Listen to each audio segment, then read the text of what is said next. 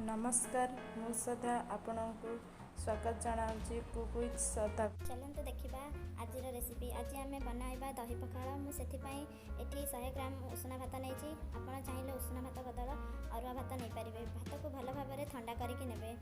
एबे चलो एथे पानी ऐड करवा।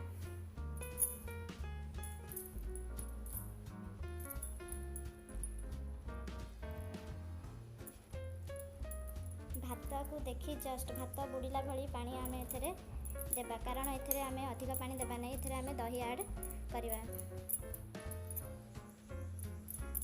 देखंतु मुझे टिके खट्टा दही नहीं। आपण भी चेष्टा करेंगे टिके खट्टा दही नेबाई, कारण खट्टा दही टिके दही पखाड़ देवा द्वारा दही पखाड़ टेस्टा बहुत भल लगी था। मुझे 5 चम्मच दही ऐड करी।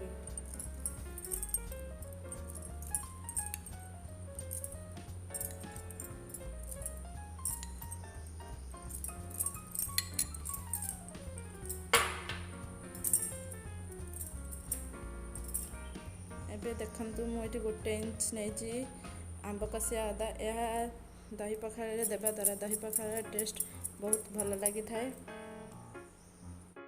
एबे एथरे आमे रखितबा किछि स्वाद अनुसार लुण, किछि कला लुण और किछि धनिया पत्र को देई भल भाबरे मिक्स करनबा।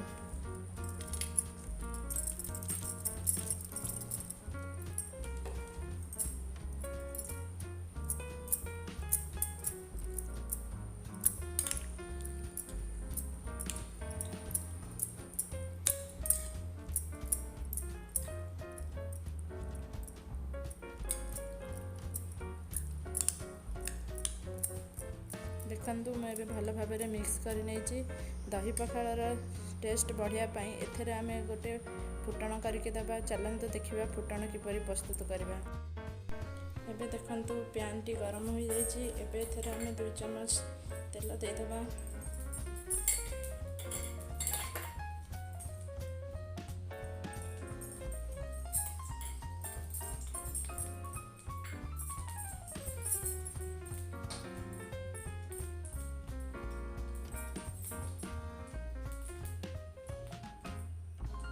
एबे तेल गरम हो जाइए। मु रखि 2टी शुखिला लंका, किछि जीरा, किछि सोरिष, किछि भूसंग पत्र आ चिरा लगे गोटे कंचा लंका रखी। एबे तेल दे भल भाव ताकू भाजी नबा।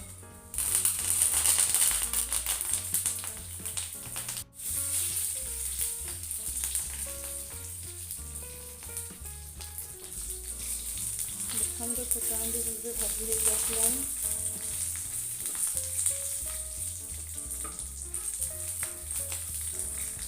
ये फुटण देवा द्वारा दही पखाड़ टेस्ट बहुत भल लगी था। देखंतु मोर फुटण हो गला। एबे आमे दही उपरिया को दे देबा।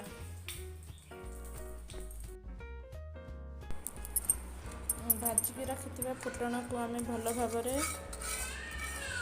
उपरे दे देबा।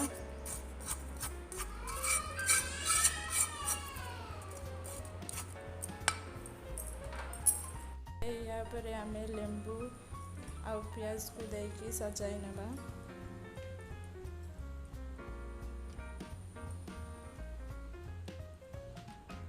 देखंतु एबे दही पखाड़ रेडी हो गला। आपण एमिति याकू भजा सहित खाई पारिबे। मोर ये रेसिपीटी आपण मानकू केमिति लागिला कमेंट करी निश्चय जणाइबे। सांग साथी सहित शेयर करिवे। मोर चैनल टी को लाइक कर देबे। रहुची जय जगन्नाथ।